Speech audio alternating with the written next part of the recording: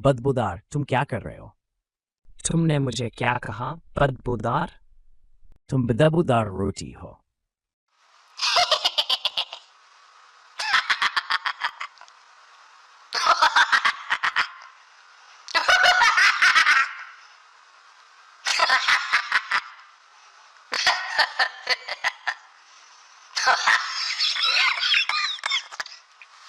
मैं रोटी नहीं, मैं एक ब्रेड हूं।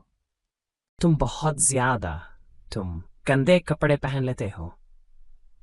नहीं, मैं बदबूदार नहीं हूं, ऐसे तुम हो। बस लड़ाई बंद करो।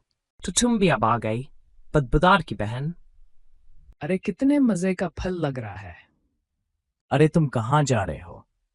मुझे ये खाने वाली है, मुझे बचाओ। मैं अभी अपनी बड़ी दोस्त को बुलाता हूं। बड़ी दोस्त, जल्दी से आओ। क्या बात है ब्रेड?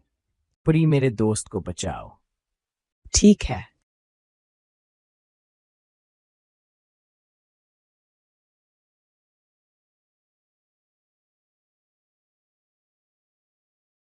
शुक्रिया मेरे दोस्त, मुझे बचाने के लिए।